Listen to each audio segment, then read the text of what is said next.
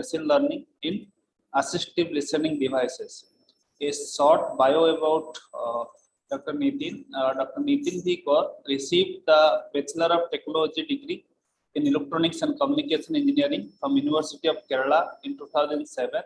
Master of Technology degrees in Telematics and Signal Processing from NIT Rourkela in 2009 and PhD degree from IIT Bhubaneswar in 2012.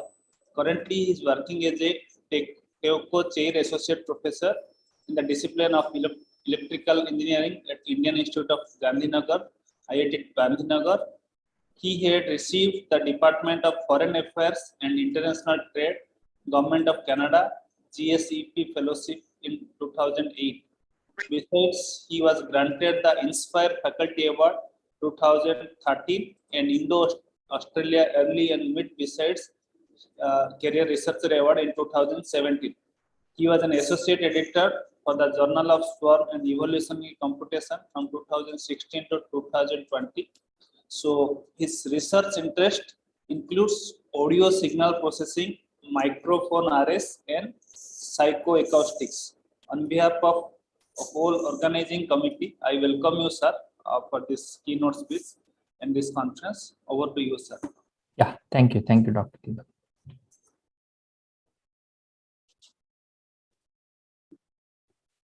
Yes. Yeah, so my talk is on signal processing and machine learning in assistive listening devices. So what I am planning to do is, even if somebody is not very known to this area, I will give a brief overview about what type of signal processing challenges are there in assistive listening devices, and then what type of interventions are happening from a signal processing algorithm development point of view, from a machine learning point of view, and I will also touch upon what is the industry's current offering to the customers. Okay, so that is the outline of my my session. Okay, so the basic concept, the basic thing which we are discussing today is about hearing loss. So what is happening is that there is a very high risk of hearing loss, which has been estimated. Already significant population at the older age is having hearing loss. But now what WHO is estimating is that a significant population of younger population group may also have hearing loss in the very near future, especially due to unsafe listening practices. So what WHO is terming is that hearing loss is the new diabetes. That is what WHO is considering, because there could be a significant rise of hearing loss among people, and there may be a need for some intervention in this direction. So first, let's understand what is the hearing loss. So what happens is, if you look at the hearing profile of your ear, there is a frequency versus amplitude relationship. So what I do is that if I want to know whether I am able to hear or not, what I do is I go to an audiologist. Audiologist will do a hearing test for me. There are multiple methods for doing hearing tests. One simple method is called pure tone audiometry. Okay, in pure tone audiometry, what happens is that I am presented with different frequencies of sine waves, 2K, 4K, 8K. The scale is not appropriate, but this is how it is being played. So I will be first played a 1 kilohertz sine wave of a particular amplitude, and I am asked whether I am able to hear that sound or not. Okay, if I am not able to hear, they increase the amplitude of the sound.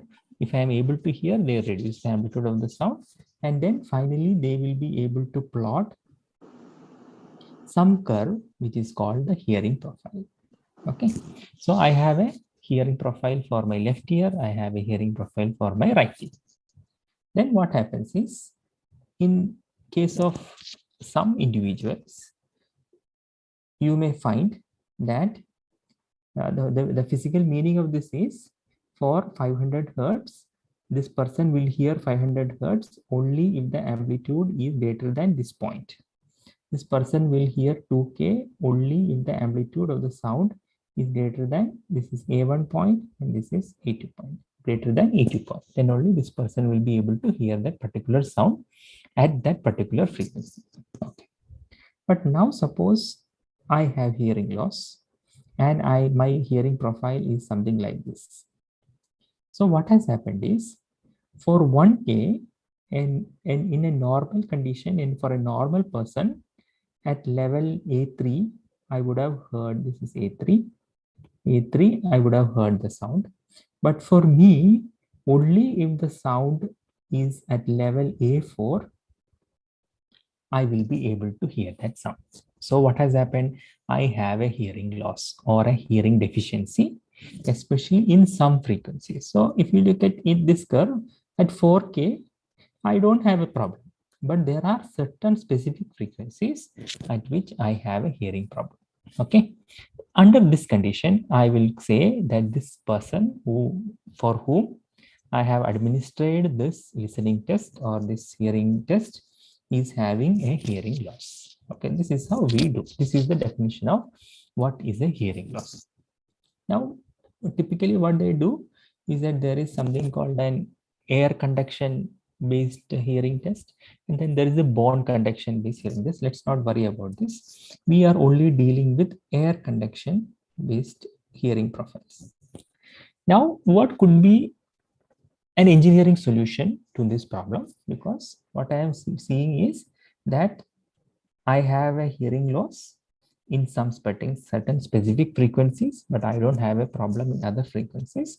So the simplest engineering solution could be what?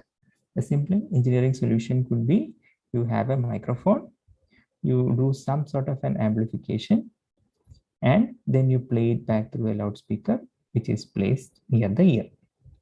Okay, and I amplify. I don't have to amplify 250 or 4K or 8K in this particular person's case, but I will have to amplify 500, 1K and 2K for this particular person. So this amplification will have to be person specific because everybody will have a different hearing profile, and you amplify, you play. So this could be the basic analog hearing aid. Okay, so you take the input sound, you put a mic, you amplify it, and you play it back. Okay, now let's look at what are the difficulties which we are going to place, which we are going to have if we do this method. Okay, what is the difficulty? This person is already having difficulty in understanding speech. So the main motivation is what? The main motivation is understanding speech, especially in the presence of noise. Okay, especially in the presence of noise. This is what people with hearing disability will have a significant problem. So if I do an amplification of this signal using a microphone, then I play it through a loudspeaker. In addition to the speech which is getting amplified, the noise is also getting it amplified, because this speech and the noise, they are not in entirely separate spectral regions, correct? So there can be noise in this 500 to 2K or 500 to 4K range where I am interested in. Okay, so in addition to speech, the noise is also getting amplified. So my problem is not getting solved. Okay, so there may be a possibility or there may be a requirement of doing a noise reduction. So I may have to develop a signal processing solution to do noise reduction. This is one situation. Second situation is, you have a microphone. You have this is the schematic diagram. So you have microphones. You can have one or multiple microphones. Then you have some processing unit, which I call here a DSP unit. Then that processed sound is being played by the loudspeaker, which is kept over here. Actually, it will not be kept over here. It will be at some other location. Just for the sake of understanding, we are keeping it over here. Now, what is happening is, you have somebody who is speaking. That sound is picked by the microphone. That sound is amplified. That amplified sound is played through the loudspeaker. So, but this microphone and loudspeaker are very close to each other because it is just near the ear. Everything is happening with just near around the ear. And to the ear, I am actually playing an amplified sound. Okay. So in addition to reaching the eardrum of the wearer, the signal is going to be fed back to the microphone, or I am creating an acoustic feedback. Okay. So what is acoustic feedback? Acoustic feedback is you have an input signal. The input signal is amplified. The amplified signal is again given back as input, or I have created a feedback loop. So what will happen? This amplified sound will be further amplified. Okay. Amplified sound will be further amplified, and you will finally reach a whistling sound, like what we normally hear when you are in a classroom setup, and then you are speaking over a microphone, and then you move the microphone towards the loudspeaker. Okay, you will have a deep sound which is coming. So what is the normal solution we do in a classroom setup? Either we move away from the loudspeaker, or we try to reduce the amplification which is being played. But both the solutions will not work for us in this hearing aid setup. Why? Because I cannot significantly change the location of the mic and speaker. Second is I cannot reduce amplification because my problem is that I am not able to hear. So I will have to anyway amplify. So this is a big problem. So what happens is if somebody is having a hearing aid, okay, so this solution is a simple representation of a hearing aid or an assistive listening device. So the problem is now if I am using a mobile phone and if I keep my mobile phone near my ear, what has happened? Again, feedback is going to increase. So there will be acoustic feedback.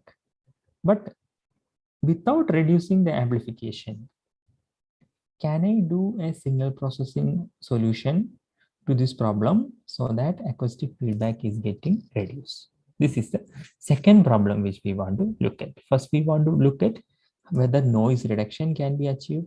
Second, we want to look at whether acoustic feedback can be reduced without reducing the amplification offered by the DSP unit or the hearing device. So this is the second question which we want to look at. Third question which we want to look at, and before that, let me also say there is something called an occlusion effect. So what happens is if you close your ear and then speak, you will hear your own sound, which is coming through the bone, which is getting conducted. So it's not a very good situation to be in for somebody who is going to wear this device throughout the day, throughout the night. Okay.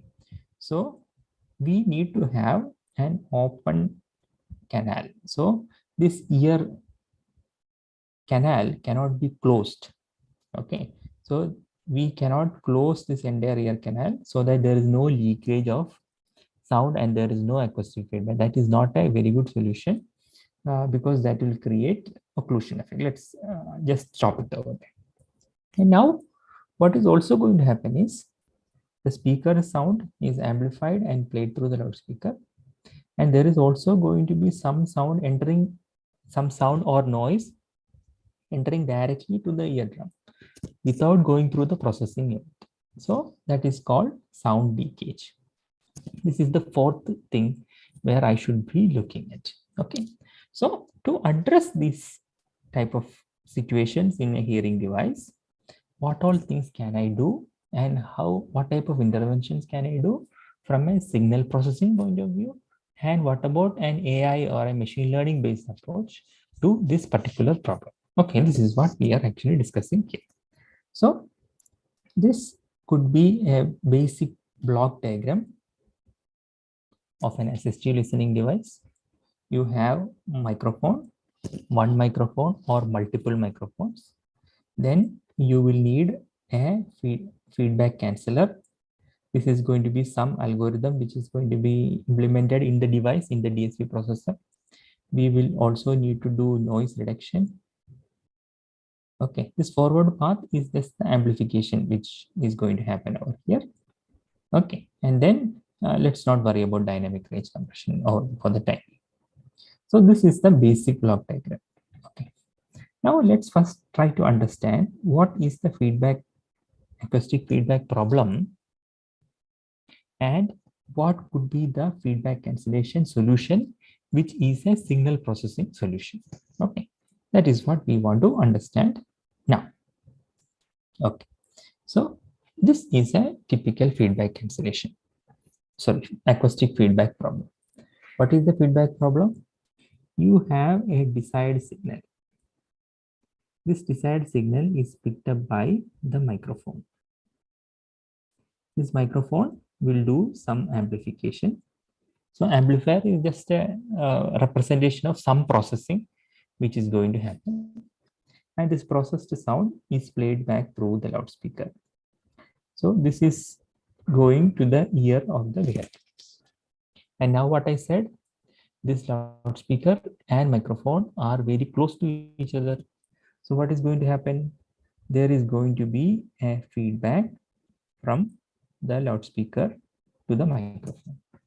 Or we have something called an acoustic feedback, which is going to be there. Okay, which is going to be there. Now, we will not be able to significantly reduce the acoustic feedback because you can't reduce amplification like we discussed earlier. We cannot also move the position of the mic and the loudspeaker. Okay, so that is also a difficult situation because the device has to be in the ear or outside the ear. Okay, not somewhere else. So now we are going to do a signal processing solution. So what happens is this microphone contains the desired signal, which is some speech or music, and a feedback signal. Both are combined together at the output of the microphone.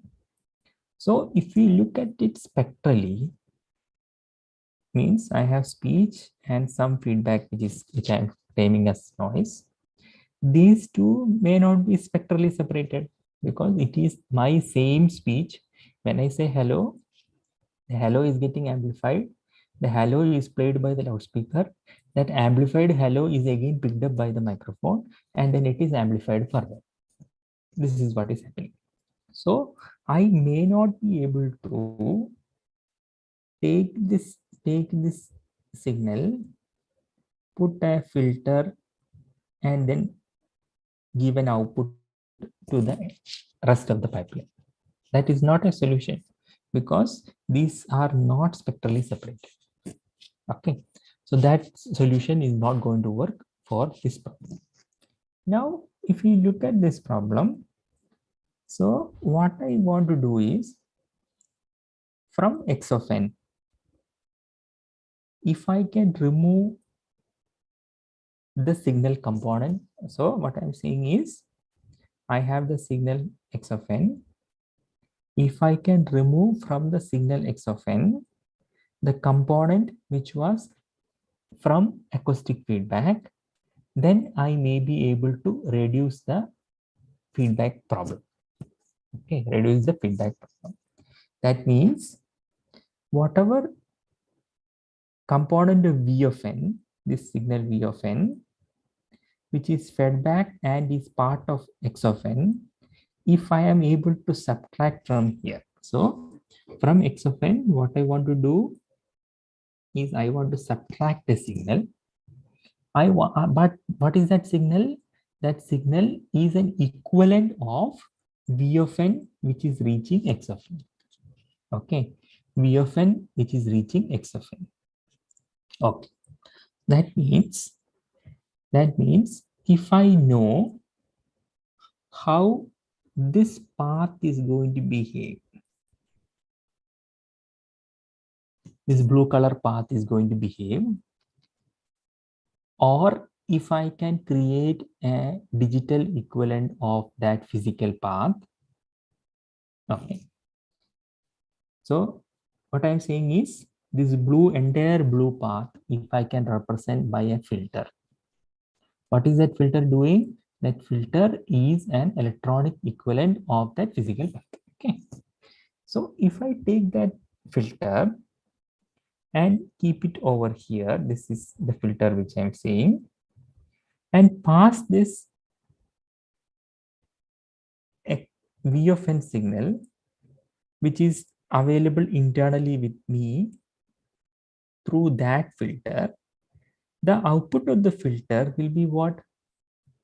Equivalent to V of n, or the component of V of n which is present in X of n, equivalent to, because what I have done, this adaptive filter, this filter block which I have put here is behaving like the blue path. So if V of n would have gone through the actual path, whatever effect it would have created on X of n, similar effect can be internally generated. Similar effect can be internally generated if I have this same V of n pass through this filter. Okay, this is the basic concept of feedback cancellation or adaptive feedback cancellation. Why it is adaptive is this path which I said, the blue line path, is not constant. Okay, so if I keep my mobile phone near my ear, if I keep my hand near my ear, okay, if I move my head, all of this will have impact on the feedback path. So I will have to update this filter or change this block, this filter block continuously. Okay, this is a basic operation of acoustic feedback cancellation. Okay, so what I am trying to say is we have tried to use the principles of signal processing to see if a problem of acoustic feedback in a hearing or assistive listening device could be reduced, okay, by a signal processing approach. Okay, there are going to be again challenges. This structure which I have drawn is not going to work. Okay, it is not going to work because of some signal issues. So because of some finite correlation between X and V, whatever I have drawn is not going to work. Okay, but this is the basic structure. This is not the structure which can be finally implemented. We will need some other mechanisms to make it actually work. Okay, so the basic idea which we discussed is I had a physical path in the electroacoustic domain, means I had loudspeakers, some air path, and a microphone. If I could create an equivalent of that, which is called a model of that physical path, I may be able to go in one step in the direction of reducing feedback or implementing acoustic feedback cancellation. Okay, yeah, any doubt, any question?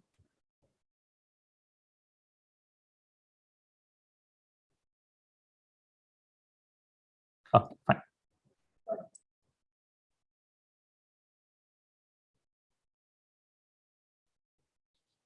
Yeah, so now what I have told is this is what I am actually trying to do. What I am trying to do,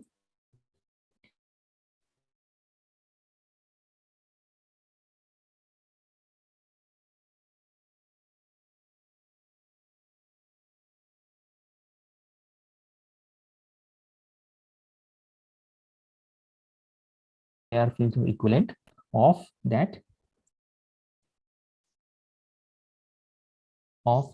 entire path.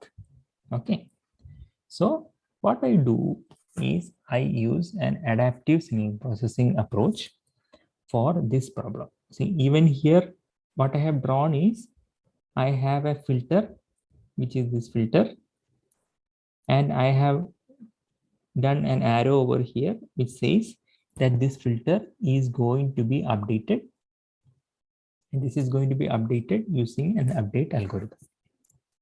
Filter going to be updated means whatever is our basic filter is what? This is an FIR filter is what I am trying to take over here. Okay, so my filter structure is going to look like this. So I'm going to have some multipliers ABC, some delays, and some input X of n, and some output Y of n. So the moment I call it an adaptive filter, what is going to happen is that this A, this B, and this C need not be fixed. That can vary with respect to, or that can be updated using a suitable algorithm. Okay. So in our problem, we understood that if I could model this path, the outside path internally, means if I know about that path internally, I may be having a solution to the problem. Okay. So we want to understand how that modeling can happen.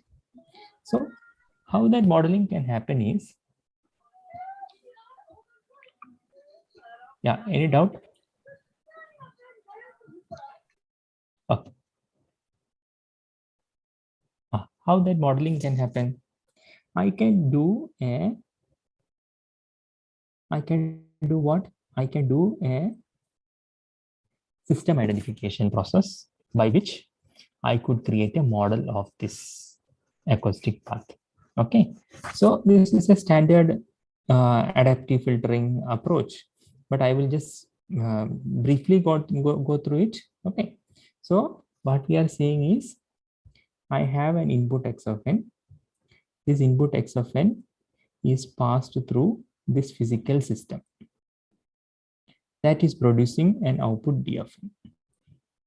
Now you take an adaptive FAR filter of some coefficients. So here I have n coefficients are there. N coefficients means n multipliers are there.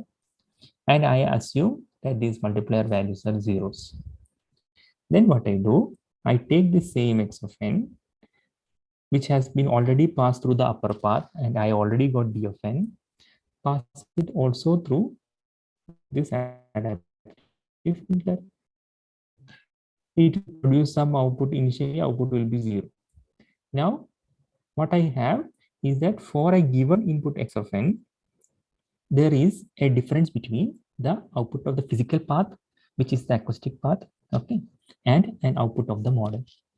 So I have an error between the actual signal D of n, actual output, and the filter output, which is equal to Y of n. Okay. Now I could find out what is the optimal value of this weight vector. Weight vector is A of n vector. Okay, such that a cost function of the error is getting removed. So what we are essentially saying is we could formulate this problem as an optimization task where we could minimize some objective function, which is a function of the error signal, and then find out the optimal value of the adaptive weight vector. This is the process which we are doing. So if you do the math of it, what will happen is you will get a solution to the problem. Let's just quickly see what is the math we are doing. So what I'm saying is that I said I want an objective function. So I could take expectation of error square of n as the objective function.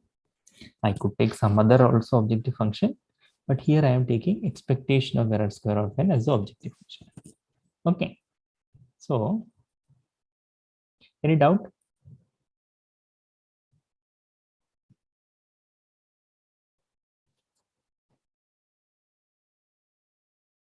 Yeah. Yeah. So expectation of b square of n as the objective function.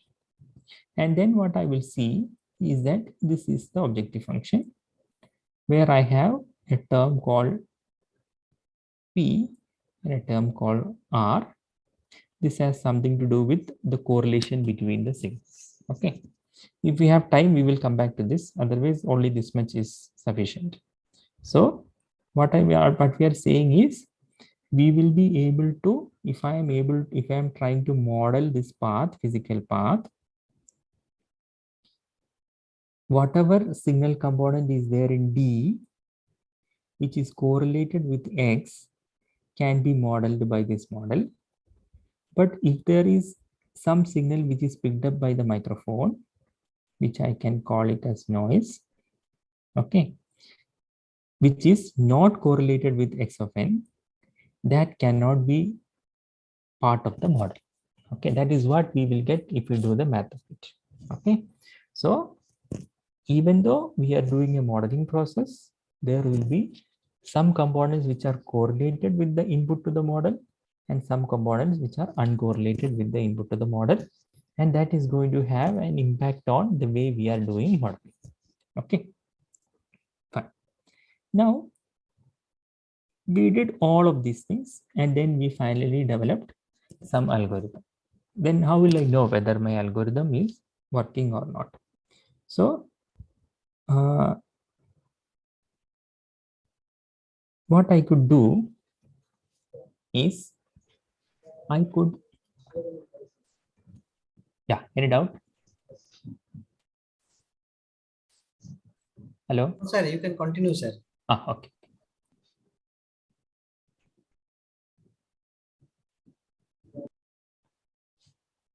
Yeah. So what I can do is I want to check what I want to check whether my feedback cancellation algorithm is working in real time or not. Okay. So what we can do is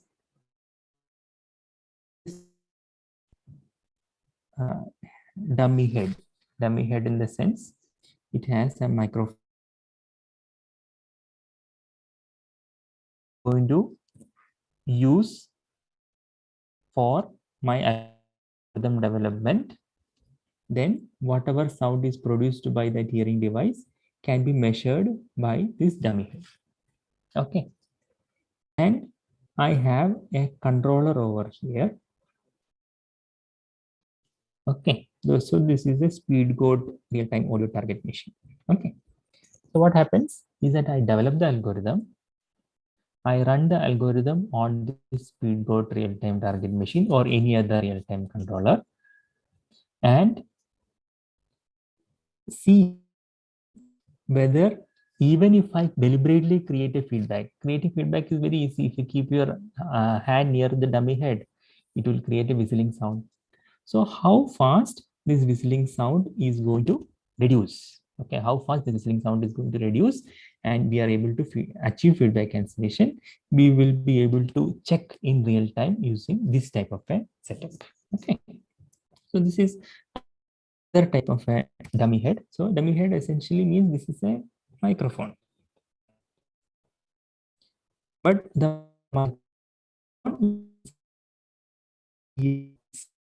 head. Okay, so if I'm creating a new device and if I want to check whether my device is giving proper output or not, what is proper output? Whether this person is able to hear properly.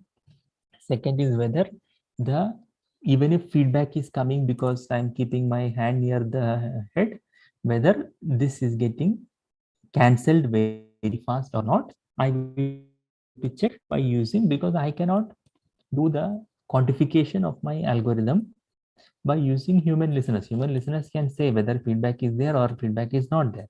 But how much feedback is there, how much feedback is going to get cancelled, all of those things I will be able to check with this type of dummy head microphones. Okay, so you make the device, you put it on the dummy head and see whether your algorithm is working or not. Okay, so this is a rough idea about how we could do a signal processing solution to do feedback cancellation. Now let's look at another approach for doing noise reduction.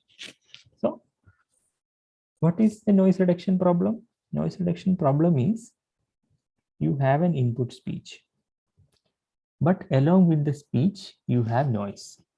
Like what is happening right now. I am speaking, some fan is on in the background, some other noise will be there.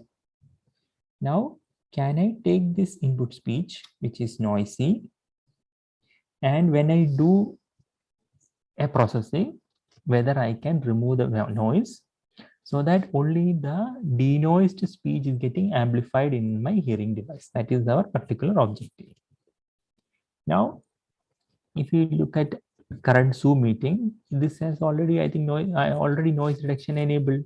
So you will not feel much of the noise in my background, correct? But if you are using some other platform, you will have a different noise reduction efficiency.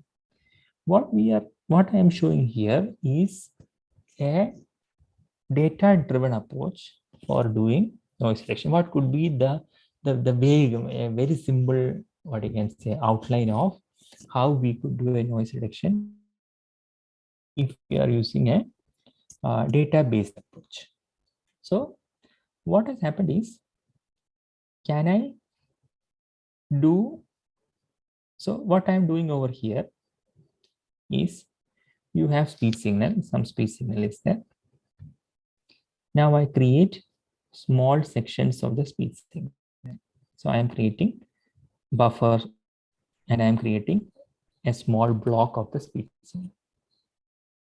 Now I am taking a 512 point short time Fourier transform of that speech signal. So your speech signal is a one-dimensional signal.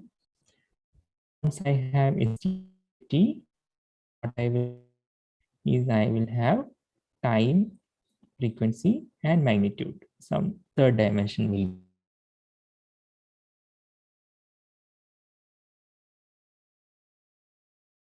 transform, which is a complex quantity.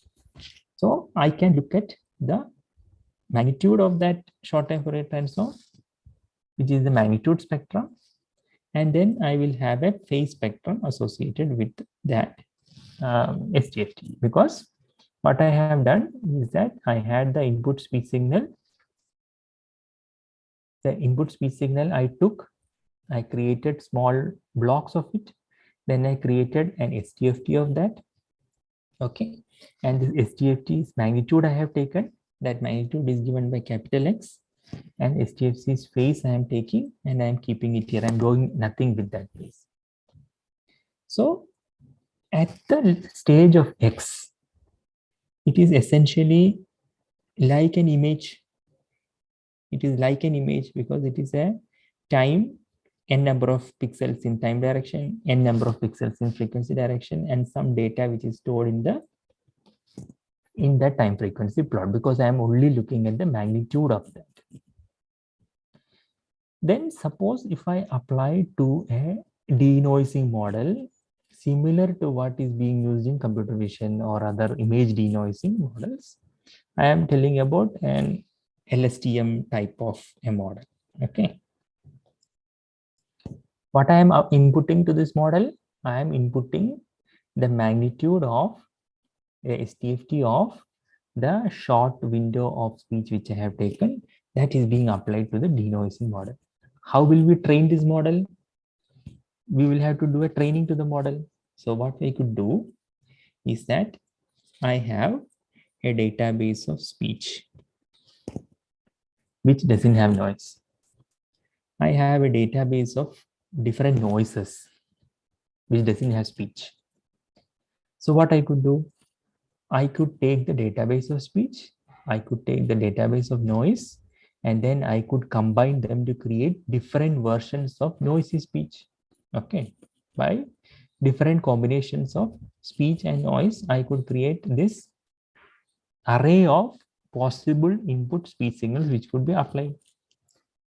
Then what I could also know, I also know that these two are added to create a noisy speech.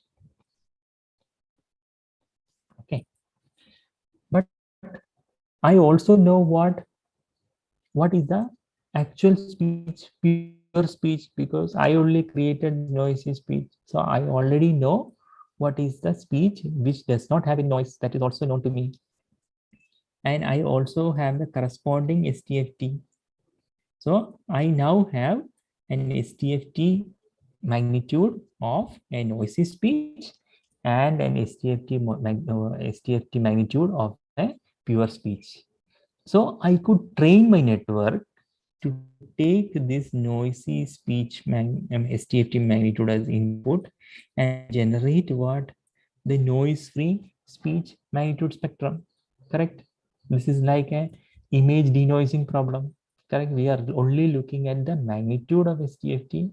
you have a noisy input and you have a noise-free output. I already have the data with me because this I have generated. And I use that to train this denoising model.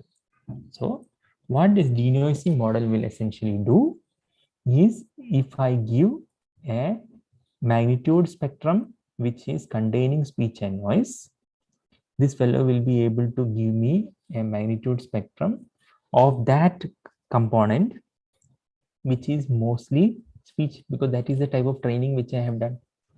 Then what I do is, after I denoise the magnitude spectrum, I combine it with the phase spectrum, because I had extracted the phase initially. Because finally, if I want to go back to the speech domain, I will need the phase information. Okay. So I combine the denoise magnitude spectrum with the noisy phase spectrum. And after that, I go to the time domain by using an inverse STFT. So what will happen? I applied a block of input speech signal which is noisy, and I got a block of speech signal Y at the output which has been denoised. Now, if I keep on combining all the blocks coming out, I will be able to get a denoised speech at the output. Okay, this is not the unique method. This could be one approach. So that I am just giving you an idea of how a data-driven approach or a machine learning solution could be used for a noise reduction problem, where we could take advantage of the significant work which has happened in denoising, image denoising, computer vision type of area. The similar model could be used because my task is a denoising of the magnitude spectrum. Okay, so this is just to give an idea about how a noise reduction problem could be approached and how this could be solved. Okay, now to give an idea about what is happening in the real world. Okay, this is an example of AI in hearing aid. So Livio Edge is a hearing aid which is produced by Starkey. Starkey is the hearing aid company. So what it can do is not small things which we discussed earlier. Whatever we discussed is like very primitive things. We said we have to do noise reduction, that's simple things which can be done. What Livio is also doing is that it can identify in which environment you are in, whether you are in a restaurant setting, whether you are in a classroom, whether you are in a railway station. The AI in it will identify which environment you are in. Corresponding to that, a noise reduction algorithm can be applied. Okay, we said we have a noise reduction. This depending upon what type of noise database I use, a particular way of noise reduction. If I use wind data to do wind noise,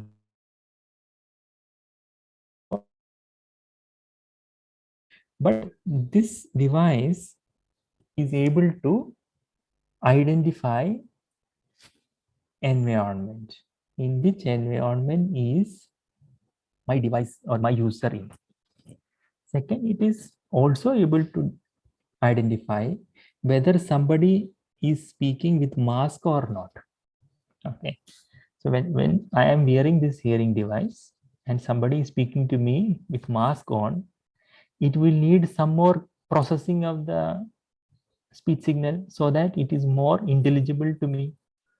So this device itself will identify whether the speaker who is speaking to me is wearing a mask or not, and then apply a different algorithm on top of it. Okay, and now that we are putting a very intelligent device into the ear, I could put sensors into the device. So what Starkey has done is that they have added multiple sensors into the hearing device. They could do activity tracking. So you don't need a wristband anymore. Okay, you don't need a phone-based tracker. Your hearing device could do the tracking for you. It could detect fall Okay, if some user is falling, it can create an alert saying that this user has fallen down. Okay, and most interestingly, it could also do instant translation. Instant translation in the sense I am speaking to somebody with some other language. This device could do an instant translation for him. So what I am saying is there is a revolution happening in terms of these devices because AI has come into these devices, making things which were not possible earlier into these type of devices. And the market is huge. The market is huge in the sense the volume is very high. Okay, and these devices are costly. These are not very cheap type of devices. Okay, so this is another thing which we will have to remember, how a machine learning intervention is coming in helping people to have a better hearing. Okay, now the last thing which we want to quickly discuss is about the fourth problem which we said, which is the leakage. Okay, so where we want to use active noise control as a solution which could help in this in that problem in an assistive listening device. So I will give you another idea about how active noise control could help. So what active noise control does is, if you are using an active noise cancellation headphone, it will try to reduce the background noise. So if this is the headphone which we are trying to use and you are listening to music. So if I was using a normal headphone and if I am in a noisy environment, so I am in a railway station, what I would have done, I will have to increase the volume of the music so that I will be able to enjoy the music. This is what I will do. But now if I am using an active noise cancellation headphone instead of a normal headphone, what ANC will try to do is it will try to reduce the background noise which is audible to me.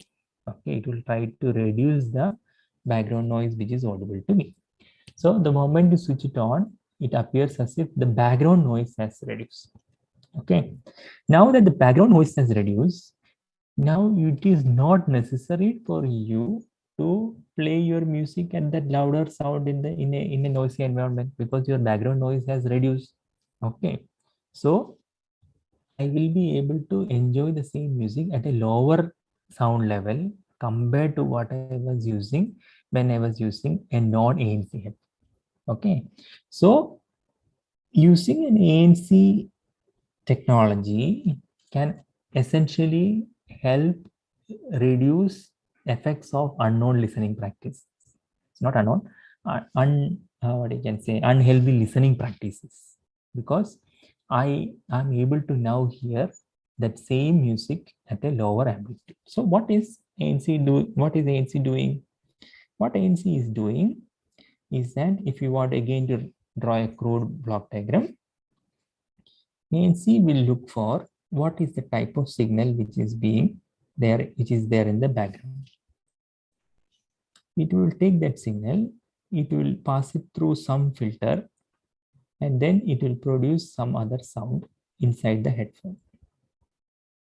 Then I usually put a microphone inside the headphone to see what is the situation of my noise inside, and use all of those signal through an algorithm, which is a signal processing algorithm, to update the parameters of this filter, which is going to produce the sound. Okay, this is the basic concept. So again, the primary concept which we are going to use is,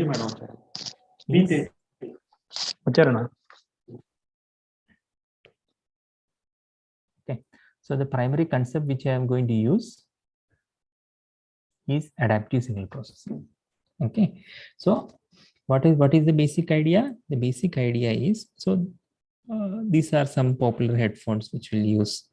So you can see that in a Bose headphone, You can see that in Apple AirPods, or you can see in Sony XM4, XM3. These are very popular headphones which use this technology, or also you could see in Ford Endeavor. Okay. What is the basic idea?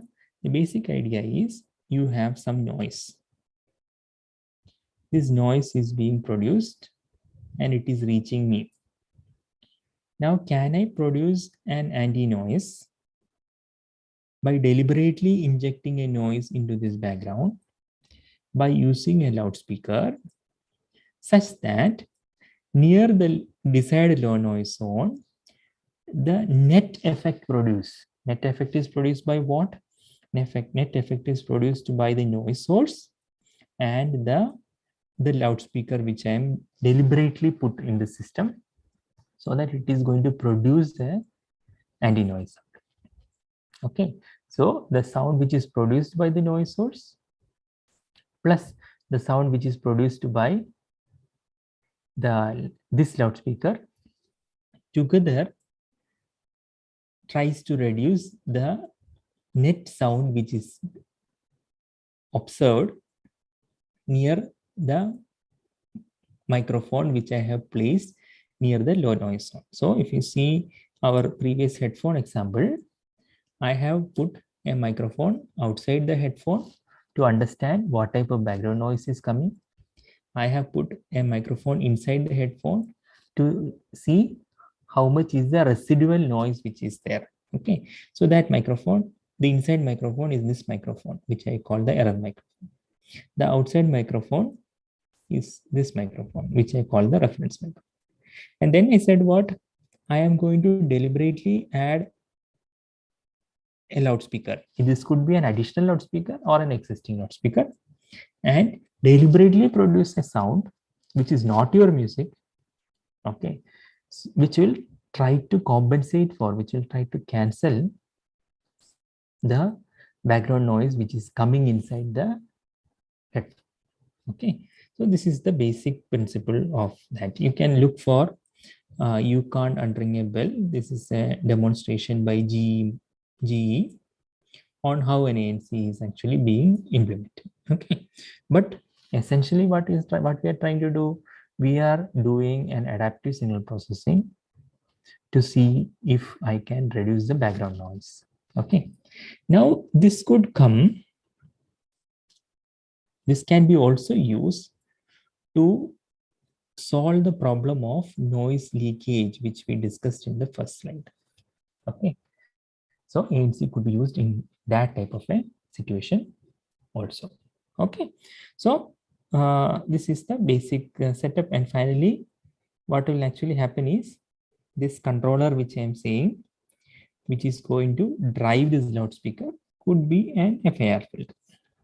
Okay, this could be an FIR filter. There are machine learning solutions for this also. This could be an FIR filter, and we update the FIR filter. Okay, and we update the FIR filter using some adaptive signal processing algorithm, and finally you are going to get that algorithm in, if I am using an FIR filter, is called the filtered X least mean square algorithm. This is the type of algorithm which will come if I do the derivation. Okay, and we will be able to, what you can say, achieve noise control. Okay, and in an assistive listening device setup also. So overall what we have discussed is,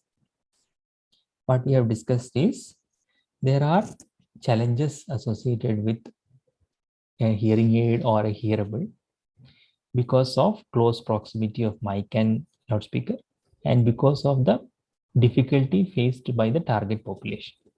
Okay, that we will need signal processing solutions which will do feedback cancellation, signal processing or machine learning solutions which will do noise reduction, and signal processing or machine learning solutions which would do active noise control type of interventions, so that this user is having a comfortable conversation with somebody who is trying to speak to this particular user. Okay, so that is what we have for this session. Okay, yeah, any doubt? Yeah, that's all. Yeah, any doubt?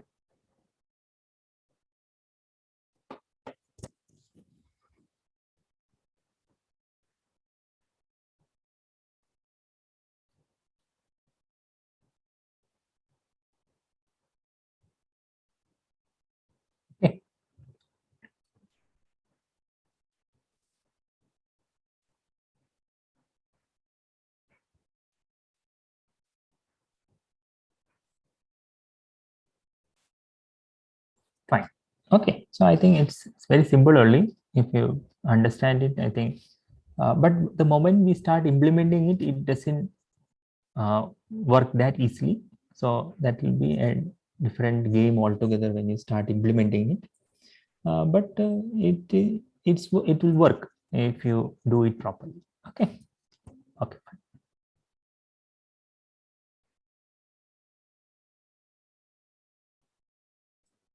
Okay, sir. If you have any question, you can ask, sir. If you can unmute yourself and ask. Anyone having any question?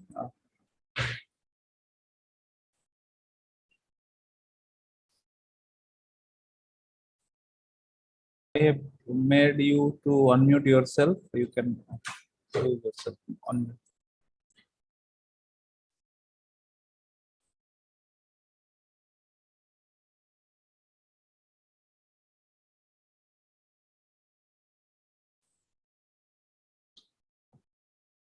So if no questions, sir, we will stop here. Yeah. Sir, okay.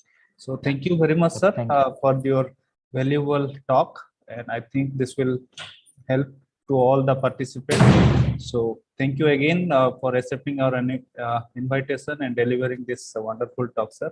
We will get back to you. Thank you very much, sir. Yeah. Thank you. Bye. So now those who have sessions, you can join the session and Google Meet by leaving this. You can join the session.